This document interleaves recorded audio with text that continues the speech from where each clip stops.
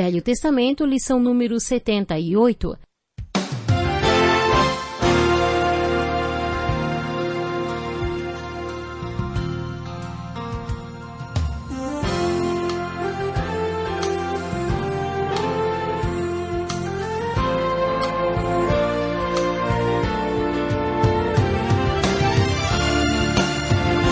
Deus tem planos para cumprir em nossas vidas.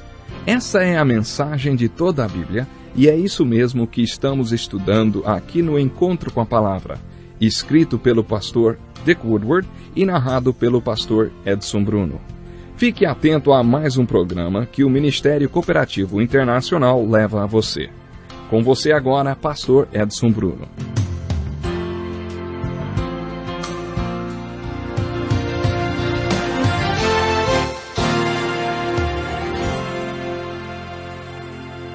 Seja bem-vindo para mais um Encontro com a Palavra. Esse estudo empolgante da Bíblia já nos fez chegar aos profetas do Velho Testamento. No programa de hoje estudaremos Jonas, um dos chamados profetas menores. Provavelmente Jonas é o profeta menor mais conhecido. Ouça como se inicia sua profecia. A palavra do Senhor veio a Jonas, filho de Amitai, com esta ordem: vá depressa à grande cidade de Nínive e pregue contra ela, porque a sua maldade subiu até a minha presença. Mas Jonas fugiu da presença do Senhor, dirigindo-se para Tarsis. Desceu à cidade de Jope, onde encontrou um navio que se destinava àquele porto. Depois de pagar a passagem, embarcou para Tarsis para fugir do Senhor. O Senhor, porém, fez soprar um forte vento sobre o mar e caiu uma tempestade tão violenta que o barco ameaçava arrebentar-se. Todos os marinheiros ficaram com medo e cada um clamava ao seu próprio Deus.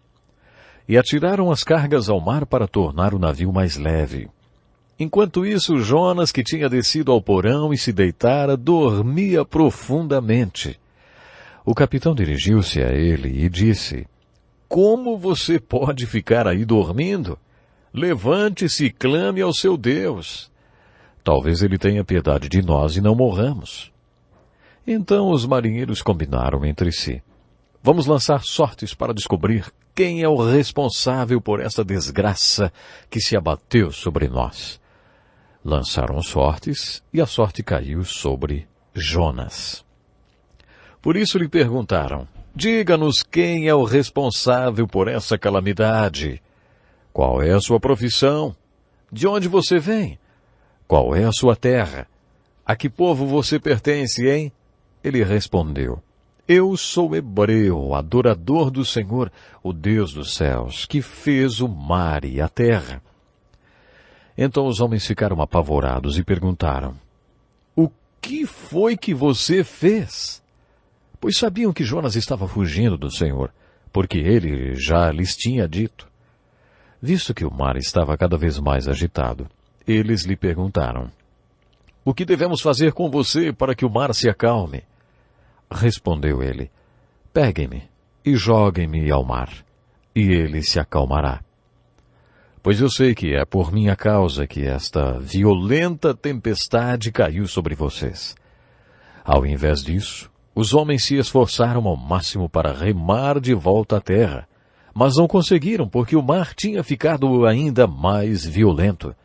Eles clamaram ao Senhor: Senhor, nós suplicamos, não nos deixes morrer por tirarmos a vida deste homem. Não caia sobre nós a culpa de matar um inocente, porque tu, ó Senhor, fizeste o que desejavas. Em seguida pegaram Jonas e o lançaram ao mar enfurecido, e este se aquietou. Ao verem isso, os homens adoraram o Senhor com temor, oferecendo-lhe sacrifício e fazendo-lhe votos. O Senhor fez com que um grande peixe engolisse Jonas, e ele ficou dentro do peixe 3 dias e 3 noites. Sempre que mencionamos o nome de Jonas, imediatamente surge a questão sobre ele ter sido realmente engolido por uma baleia. Será que literalmente ele foi engolido por uma baleia? Será que sua história se resume nisso? Geralmente as discussões acontecem entre alguém que é muito conservador e que acredita que Jonas tenha sido literalmente engolido por um peixe. Alguns até dizem, olha, eu acredito que Deus pode salvar um pecador como eu, então eu também acredito quando a Bíblia diz que Jonas foi engolido por uma baleia. Com toda certeza, nossa salvação é um milagre maior do que o milagre descrito no livro de Jonas. Todos os livros da Bíblia têm muito a nos dizer.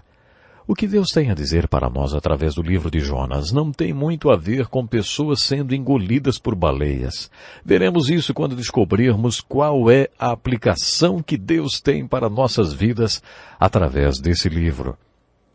No Evangelho de João, capítulo 17, Jesus Cristo nos ensinou o tipo de leitura que devemos fazer dos livros da Bíblia. No versículo 17 desse capítulo, Jesus disse assim, a tua palavra é a verdade.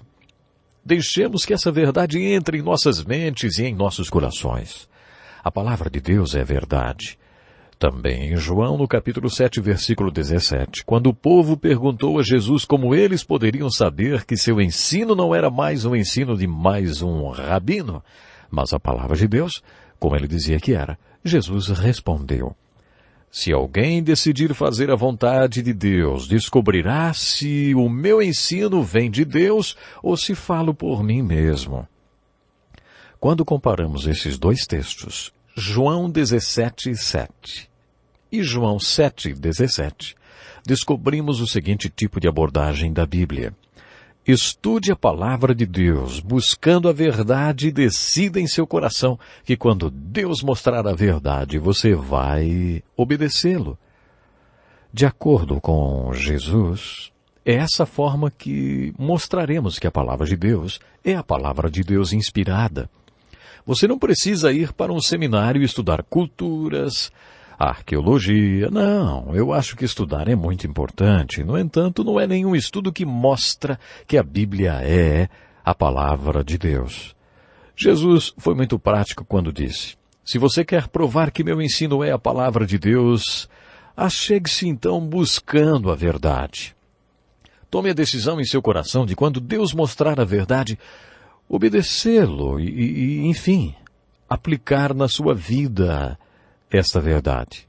Jesus afirmou que a aplicação da verdade será seguida da certeza absoluta de que o seu ensino é verdadeiro e é a palavra de Deus. É assim que devemos estudar todos os livros da Bíblia. E é assim que eu gostaria de iniciar o estudo do livro de Jonas.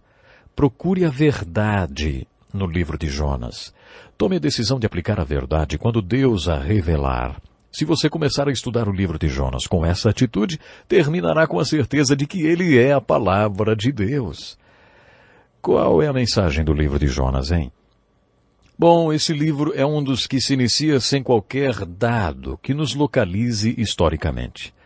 Lembra-se que quando iniciamos o estudo dos livros proféticos, dissemos que estaríamos vendo a queda de 4 cidades.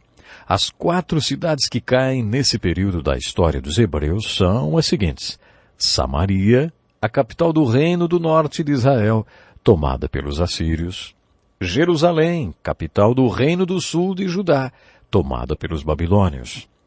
As outras 2 cidades que caem durante esse período abordado pelos profetas menores são as capitais de seus inimigos. Babilônia, a capital do inimigo do reino do sul, e Nínive, capital da Assíria, cujo povo era inimigo do reino do norte. No livro de Naum, veremos a queda de Nínive. As profecias de Naum proclamam a destruição da cidade de Nínive. Essa cidade foi absolutamente destruída quando o julgamento de Deus caiu sobre ela. Provavelmente o ministério de Jonas foi anterior ao de Naum, cerca de 130 anos. Portanto, 130 anos antes de sua destruição, Jonas foi comissionado por Deus para ir para Nínive e pregar arrependimento a esse povo. A mensagem de Jonas, a mensagem que ele pregava, era que o julgamento de Deus estava chegando. Entretanto, nessa mensagem havia a promessa de que esse julgamento seria desviado se o povo se arrependesse. Jonas realmente conhecia a Deus. Ele sabia como Deus é. Jonas conhecia o caráter de Deus.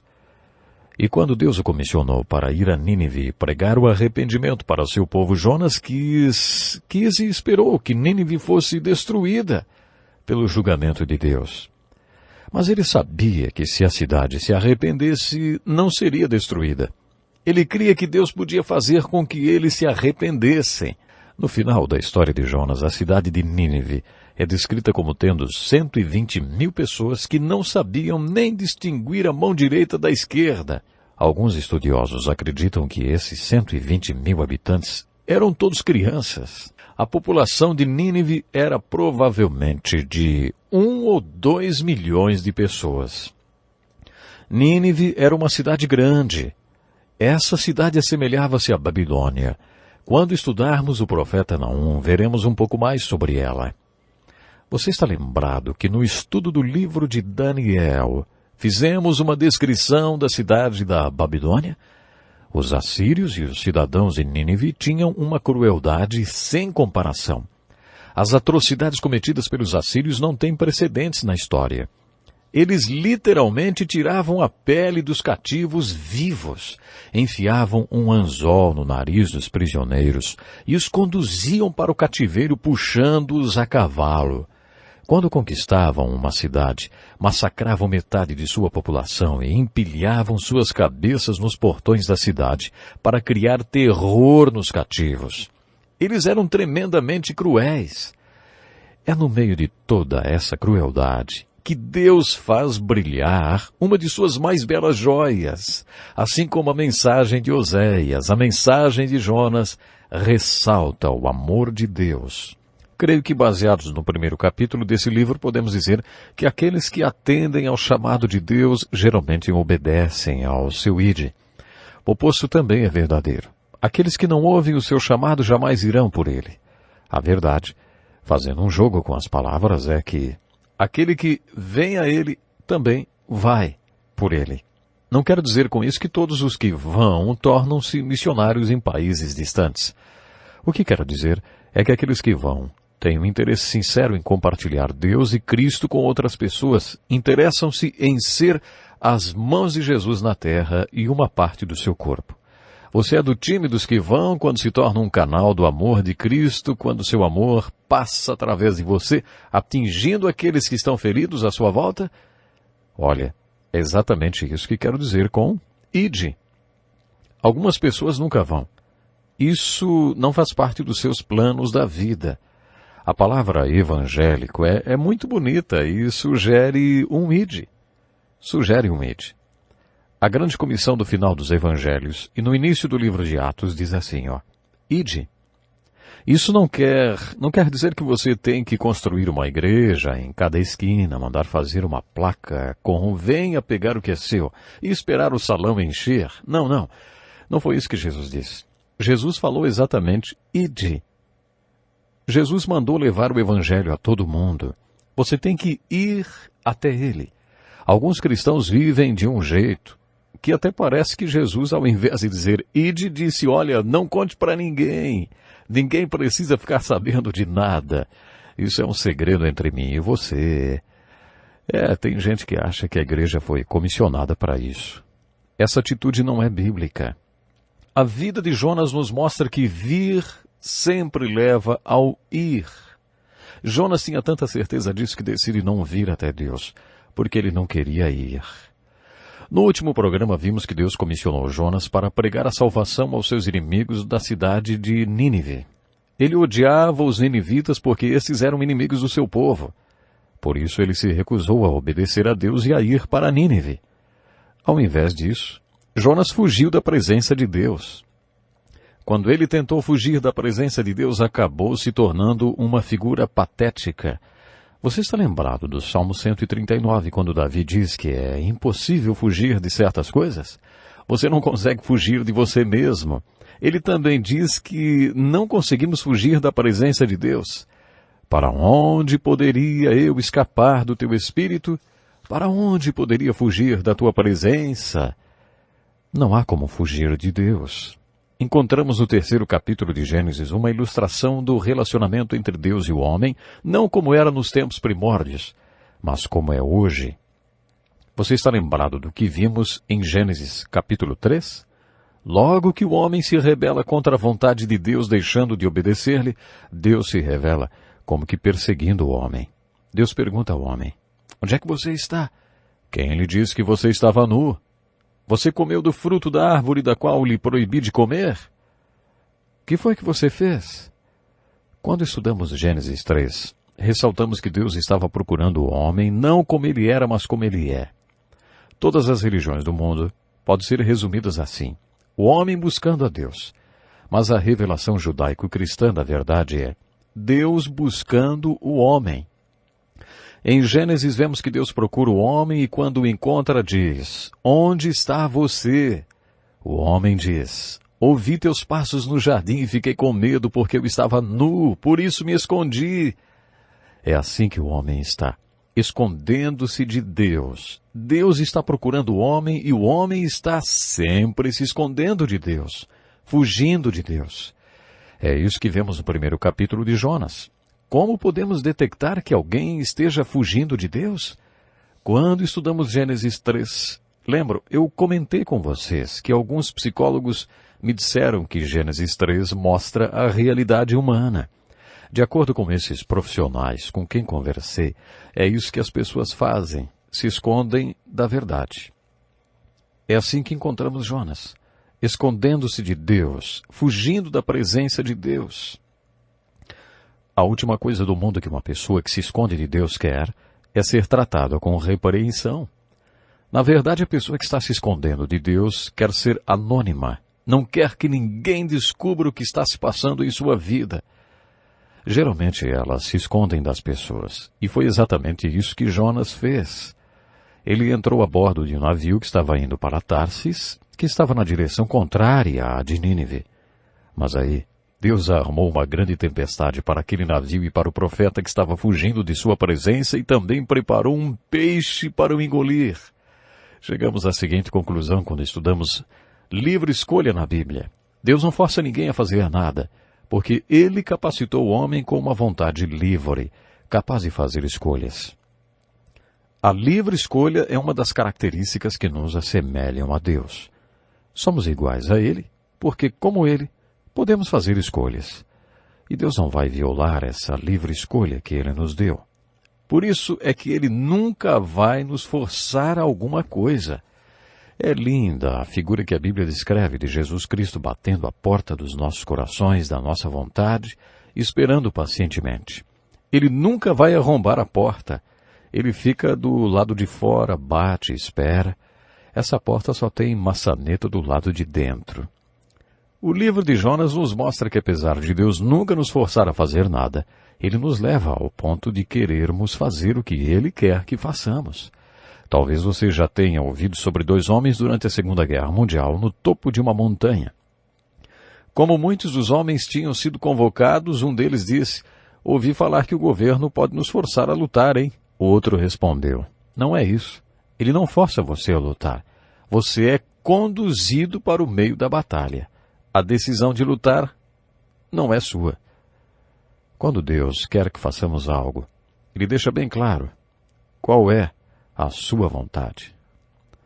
Ele não vai nos forçar a nada, mas pode fazer uma pressão do peso de um elefante sobre nós, até que resolvemos fazer a sua vontade. Até que fazer sua vontade seja a única coisa sensata que nos resta fazer. Outra coisa a ser observada no livro de Jonas é a soberania de Deus. Vemos nesse livro que é realmente isso que manda. Vemos quem manda. Todos esses profetas pregam um Deus que é soberano e que comanda tudo. De acordo com os profetas, Deus não fica estressado, preocupado com algo que esteja fora do seu controle. Deus tem um plano e sabe exatamente o que está fazendo. A única coisa que faz sentido para nós é sermos chamados de acordo com o propósito e o plano de Deus. Se você tiver o mínimo de sabedoria, temerá a Deus e fará o que Ele quer que você faça. Deus sempre tem um plano. Se você se recusa a tomar parte do plano de Deus, quem sai perdendo é você, não Deus. Deus arruma outra pessoa. Lembram-se do que Mardoqueu disse a Esther? Se você ficar calada nessa hora, socorro e livramento surgirão de outra parte para os judeus. Deus nunca perde o controle, porque Ele é soberano. Observe como Deus controlou as circunstâncias que envolviam Jonas. Primeiro, Deus enviou uma grande tempestade e preparou um grande peixe para o engolir. Mais tarde, Deus preparou outras coisas para fazê-lo enxergar e fazer a vontade de Deus. Quando uma pessoa quer se esconder de Deus, ela tenta vários meios. Pode ser trabalhando muito, jogando muito, bebendo muito, ou até dormindo muito. A pessoa não quer ver a face de Deus. Ela gostaria de dormir para o resto da vida para não ter que encarar aquela situação. Quando Deus enviou a tempestade, todos no navio começaram a pedir a seus deuses. Mas Jonas foi dormir. Todos certamente estavam aterrorizados por causa da tempestade. O capitão desceu até onde Jonas estava e gritou: "O que significa você dormindo numa hora dessas?" Ah, o homem que está se escondendo de Deus dorme até em pé. Quem pensa que pode se esconder de Deus, também acha que pode se esconder da tempestade dormindo. Os marinheiros e o capitão do navio deram o checkmate em Jonas, quando perguntaram: "Qual é a sua profissão, hein? De onde você vem? Qual é a sua terra? A que povo você pertence?" Jonas, então, dá testemunho da sua fé e diz: "Eu sou hebreu, adorador do Senhor, o Deus dos céus, que fez o mar e a terra." Eles aí perguntam: "O que foi que você fez? E o que devemos fazer com você para que o mar se acalme?" Jonas respondeu: "Peguem-me e joguem-me no mar, e ele se acalmará. Pois eu sei que é por minha causa que esta violenta tempestade caiu sobre vocês." A tripulação tentou de tudo para salvar o navio, mas viu que era inútil e acabaram jogando Jonas ao mar. Imediatamente o mar se acalmou, e isso fez aqueles homens crerem em Deus. Mesmo sem querer, Jonas foi usado por Deus como instrumento de evangelização para a tripulação daquele navio. Quando eles viram o que aconteceu, adoraram o Senhor com temor, oferecendo-lhes sacrifícios e fazendo-lhes votos. No final do primeiro capítulo, lemos que Jonas foi parar no mar. Além da tempestade, Deus tinha preparado outra coisa para ele: um peixe, e um peixe que engoliu Jonas. Deus preparou esse peixe especificamente para aquele momento. Esse peixe foi simplesmente chamado de um grande peixe. A Bíblia diz que ele ficou dentro da barriga do peixe 3 dias e 3 noites. Agora eu gostaria de passar uma tarefa para você fazer para o próximo programa. Como já disse antes, o título do primeiro capítulo de Jonas poderia ser "Eu não vou". Sabe qual seria o título do segundo capítulo? "Eu vou".